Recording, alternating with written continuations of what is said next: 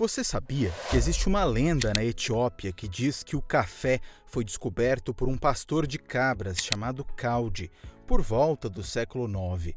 Ele percebeu que suas cabras ficavam extremamente energéticas e dançavam depois de comer frutos vermelhos de um arbusto desconhecido. Curioso, Caldi experimentou os frutos e sentiu o mesmo efeito energizante. A partir dali foi criada uma bebida, dando origem ao café. Essa notícia se espalhou e desde então esse grão faz parte de muitas culturas ao redor do mundo. Apesar da lenda, o café instantâneo é um verdadeiro companheiro para todas as horas de mais de 1 bilhão de pessoas do mundo todo, que o consomem cerca de 2,25 bilhões de xícaras de café todos os dias. Seja para começar a manhã com energia, acompanhar uma pausa no trabalho, embalar uma conversa com amigos ou para te deixar alerta para as sessões de estudo noturnas. O café é aquele grão invisível que todo mundo ama, atrás apenas da água, como a bebida favorita de todo o planeta.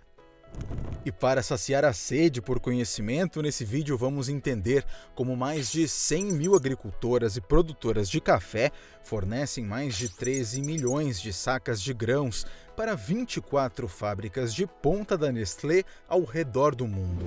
Vamos acompanhar desde a colheita das cerejas de café até sua separação, queima e embalagem, desse produto que percorreu um longo caminho desde a primeira vez que foi introduzido ao mundo, em 1890.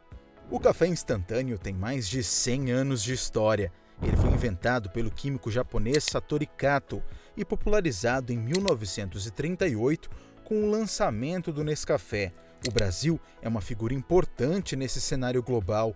Nós somos os maiores exportadores de grãos de café, exportando mais de 2,6 milhões de toneladas por ano para empresas como a Nestlé, por exemplo, que obtém seus grãos de café premium de países como Vietnã, Uganda e Colômbia. O café é cultivado principalmente em regiões tropicais e equatoriais, com altitudes entre 800 e 2.000 metros. Altitudes mais elevadas geralmente resultam em uma melhor qualidade do café. Não à toa, a Colômbia é um grande produtor de café premium, onde a altitude de suas fazendas variam geralmente entre 900 metros e 2.000 metros acima do nível do mar.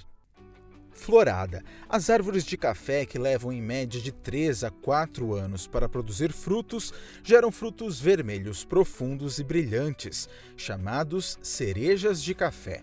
Antes de colher o fruto, as plantas de café primeiro criam flores brancas perfumadas, em uma fase bem rápida, que dura apenas alguns dias.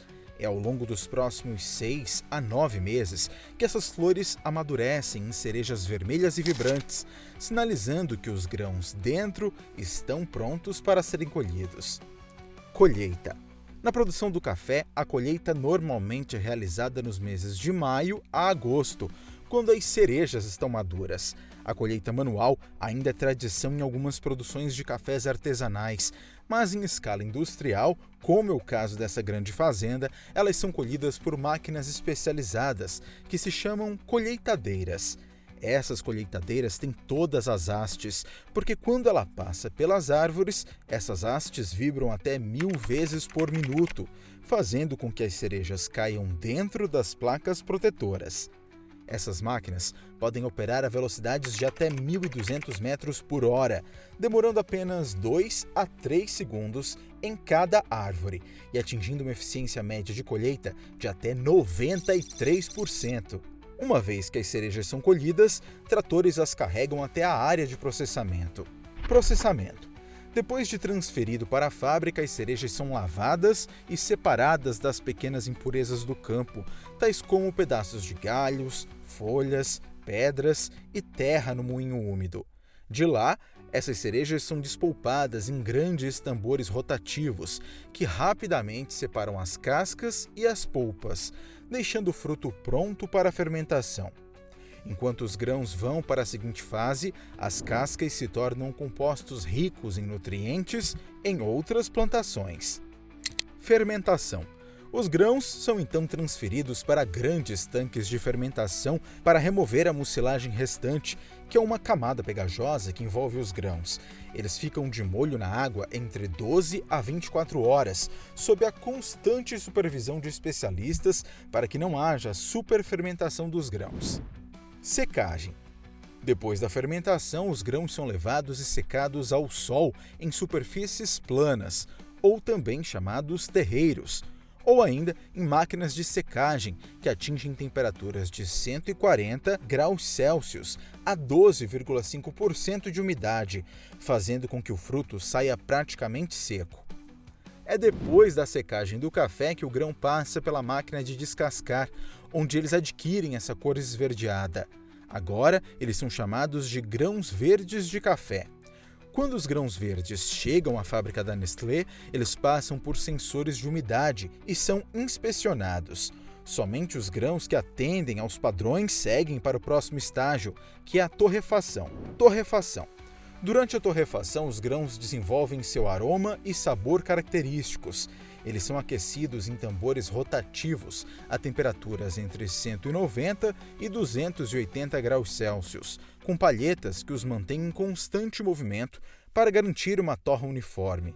Dependendo do perfil de sabor desejado, o tempo de torra varia entre 8 e 20 minutos. Uma curiosidade bem interessante é que as torras mais claras retêm mais cafeína, enquanto torras mais escuras, que passam mais tempo no tambor, têm menos cafeína, mas oferecem sabores mais intensos. Após a torrefação, os grãos são resfriados em bandejas com ventilação e, em seguida, moídos em um pó grosso. Este pó é então transformado em um extrato líquido de café forte, que passa por 2 métodos de secagem: spray drying, secagem por spray, e freeze drying, liofilização. No método de secagem por spray, o extrato líquido de café entra em um enorme secador por spray.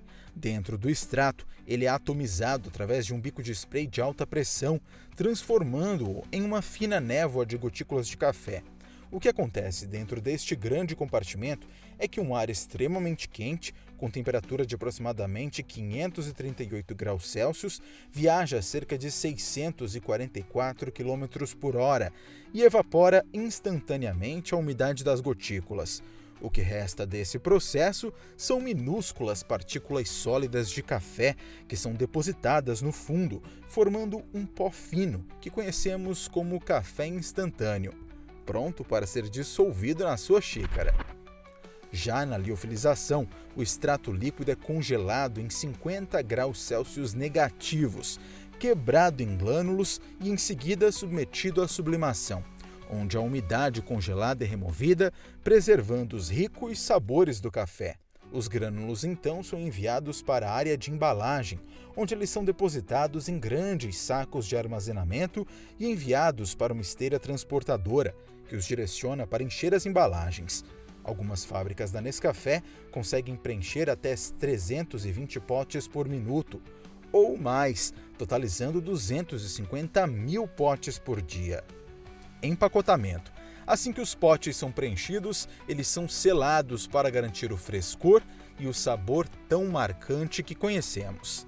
Como você pode ver, o processo de transformar cerejas de café cru em café instantâneo é complexo, mas cada etapa é crucial para garantir que quando sua xícara for servida, ela seja nada menos que perfeita. Obrigado por assistir, não esqueça de comentar, curtir e se inscrever no Maquinar para mais novidades que levam você aos bastidores de cada produto.